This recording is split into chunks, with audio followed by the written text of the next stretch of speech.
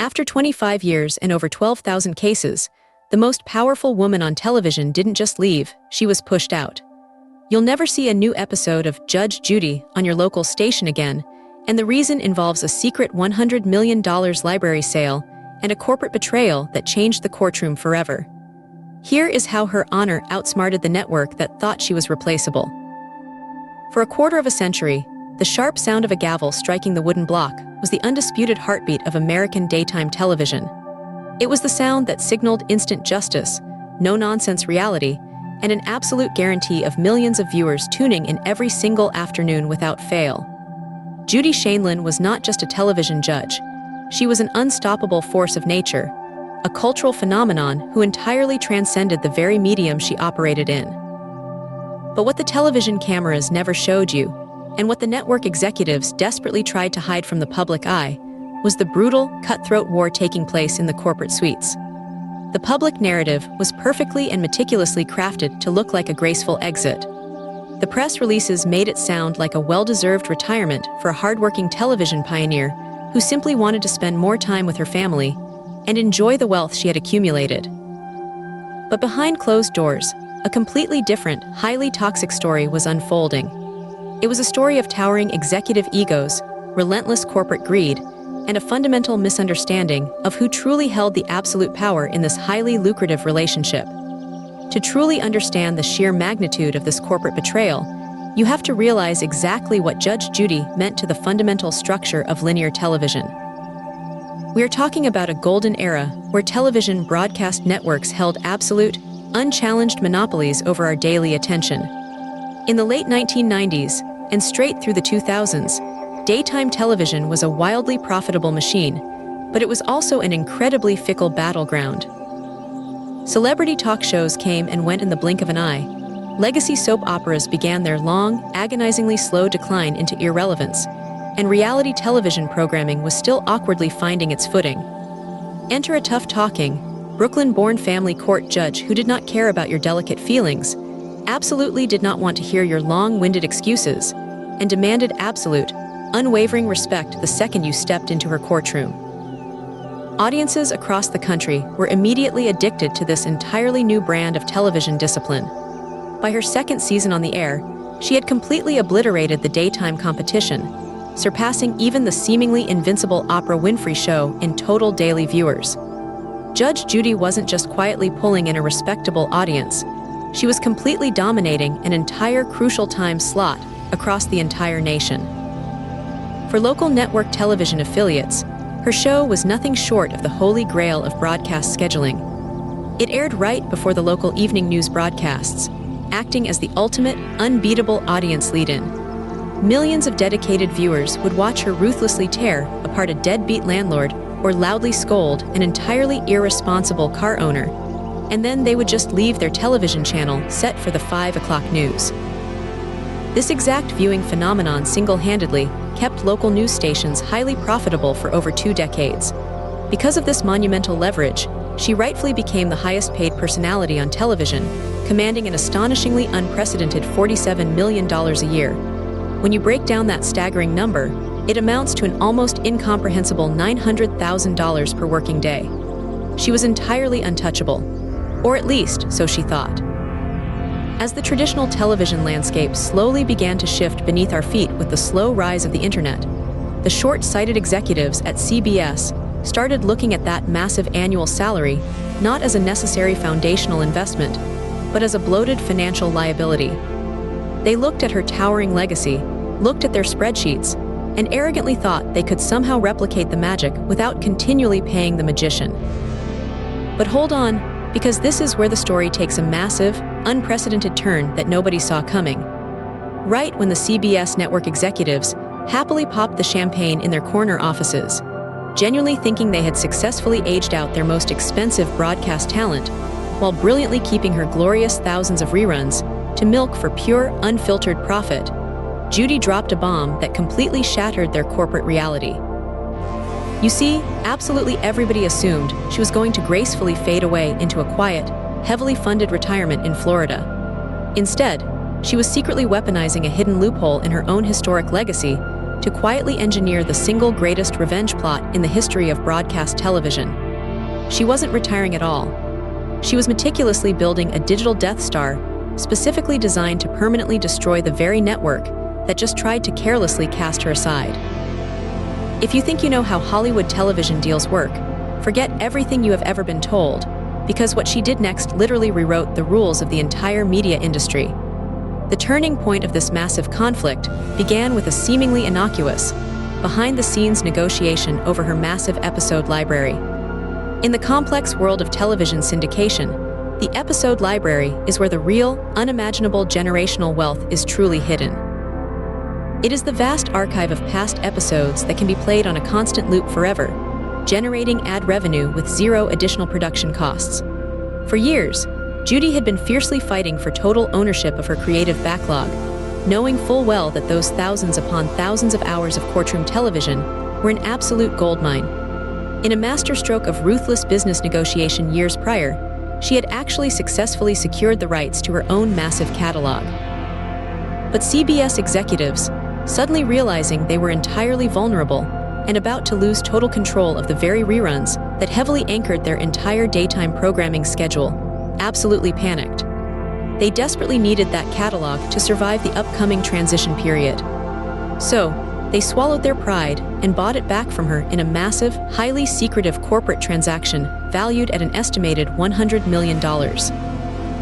They happily handed her a check with enough zeros to fully fund a small island nation, genuinely thinking they had finally bought her long-term silence and permanently secured their daytime television dominance until the end of time. The corporate strategy cooked up in those boardrooms was brutally simple and profoundly arrogant.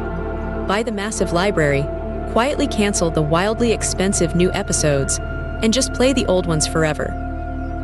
The network executives looked at their viewer data and concluded that the average daytime television viewer actually could not physically tell the difference between a brand new episode of Judge Judy and a random episode from 5 or even 10 years ago. To them, she was no longer a human being. She was simply a broadcast commodity.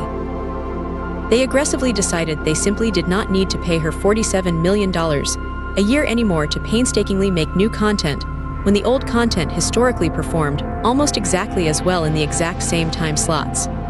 They essentially looked the most powerful woman in television dead in the eyes and told her that her current, living self was entirely replaceable by a taped echo of her past self. It was a professional insult of epic, almost unimaginable proportions. They had fully monetized her unique identity, purchased her entire life's history, and then kindly showed her the exit door. But Judy Sheindlin absolutely does not get played. She plays the game on an entirely different intellectual level than any studio executive. Having promptly cashed her $100 million check from the very network trying to bury her, she immediately turned around and did the completely unthinkable. She marched straight into the corporate offices of Amazon, the giant global tech disruptor that was at the time desperately trying to figure out exactly how to capture older traditional television viewers for their brand new free, ad-supported streaming service, Amazon Freevee. Judy calmly pitched them a brand new, highly aggressive show. It would undeniably look like Judge Judy. It would certainly feel like Judge Judy. It would feature the exact same blistering cross-examinations and zero-tolerance policy for courtroom nonsense. But it would be legally distinct. It would be called Judy Justice. And it would stream directly to millions of consumers, completely bypassing the traditional television broadcast networks, circumventing the local station affiliates, and utterly destroying the entire archaic media system that CBS entirely relied upon to survive. This was a profound, masterfully executed act of corporate identity disruption. She was forcefully stripping the famous judge persona away from the giant corporate entity that arrogantly thought they owned it, and transferring its living soul into a completely new, highly modernized digital vessel. The traditional network executives were absolutely stunned into silence.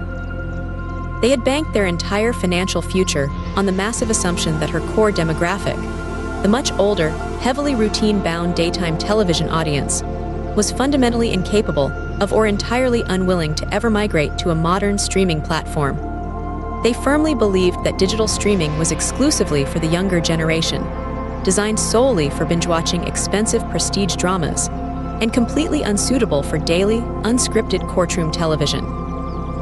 They simply assumed her brand new show would be quietly buried in the confusing digital menus of smart televisions and quickly forgotten by a technologically illiterate audience. But they severely, fatally underestimated the intense, powerful parasocial bond Judy had carefully forged with her massive audience over 25 long years. Viewers did not turn on their televisions to watch CBS.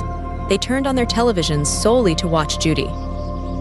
And wherever she decided to go, they were undeniably going to faithfully follow, even if it meant taking the time to ask their teenage grandchildren exactly how to download a new application on their Roku device. This resulting mass audience migration instantly triggered a catastrophic ripple effect across the entire American broadcast ecosystem. Let us look closely at the precise technical mechanics of exactly why this move was so incredibly devastating to the traditional television business model. Local broadcast stations operate on a very delicate, highly sensitive economic ecosystem. They willingly pay exorbitant, multi-million-dollar syndication fees for proven hit shows to act as a crucial daily bridge, actively carrying the massive viewing audience from the middle of the sleepy afternoon directly into the highly profitable early evening news broadcasts. The evening news programming is the absolute financial backbone of all local television. It is exactly where they sell the vast majority of their high-priced local commercial advertising, targeting everyone from regional car dealerships to aggressive personal injury lawyers. Without the genuine Judge Judy providing that massive, built-in audience at 4:30 in the afternoon, the viewership numbers for the subsequent local news immediately plummeted. Stations that had completely relied on her steady presence for 2 entire decades suddenly found themselves desperately airing cheap alternative courtroom shows, totally unproven talk shows, or endless, tired reruns of old sitcoms. The local broadcast ratings completely collapsed. The crucial viewer bridge was completely washed out. This wasn't just the unfortunate loss of a single popular television show. It was a total structural failure of the linear television business model. Judy effectively proved to the entire entertainment industry that the broadcasting platform no longer dictates the audience behavior. The individual creator entirely dictates the platform's success. By purposefully moving her entire operation over to Amazon Freevee, she drastically accelerated the impending death of linear television by forcefully dragging an entire demographic of traditional media, holdouts kicking and screaming, into the modern streaming era. She essentially single-handedly forced millions of older people who had been stubbornly clinging to their expensive legacy cable television subscriptions to finally cut the cord. The real-world viewer data clearly proves this aggressive transition was a spectacular, historic success for her and an absolute living nightmare for her former corporate employers. When Judy Justice officially premiered on the Amazon Freevee platform, it shattered internal platform viewing records almost immediately. Amazon excitedly reported that the courtroom program quickly became their #1 original program on the entire service, rapidly racking up tens of millions of hours watched in record time. But what is truly remarkable, and highly strategic, is exactly how she cleverly weaponized her daily content release schedule. Unlike other modern streaming shows that typically drop an entire 10-episode season all at once to encourage weekend binge-watching, Judy Justice releases brand new episodes daily, perfectly recreating the traditional linear viewing habit straight within a modern streaming environment. She actively trained the streaming audience to log in every single day at the exact same time. Meanwhile, traditional CBS network affiliates across the country watched in sheer horror as their 5 o'clock news ratings continued to bleed out. A highly notable broadcast station, located in a major metropolitan television market, saw its highly coveted early evening news demographic drop by nearly 20% within the very first year of her high-profile departure. And those incredibly expensive reruns that CBS proudly banked their entire future on.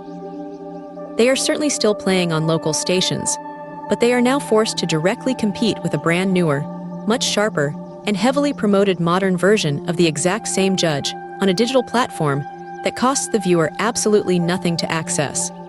She brilliantly turned CBS's massive $100 million investment in her past library into a rapidly depreciating, totally obsolete asset. Ultimately, The undeniable reason you will never see a new episode of Judge Judy broadcast on your local television station again is because Judy Sheindlin clearly recognized long before the executives did that the future of all media belongs entirely to the individual creators who truly own their audience, not the massive corporations that merely rent them. She cleverly took their massive buyout money, she took her incredibly loyal audience, and she ruthlessly built a massive new digital empire standing right on the smoldering ashes of daytime television. She decisively proved to the world that true power in Hollywood isn't about desperately holding onto a temporary seat in an outdated, dying broadcast system. It is about having the incredible vision, the immense capital, and the sheer audacity to build your own towering courtroom from the ground up. If you found this detailed breakdown of massive corporate maneuvering and television strategy fascinating, you absolutely must see how another daytime broadcast titan completely destroyed their own legendary legacy practically overnight. Click the video on your screen right now to uncover the dark, hidden truth behind the sudden, shocking collapse of the biggest daytime talk show empire in television history, and I will see you right over there.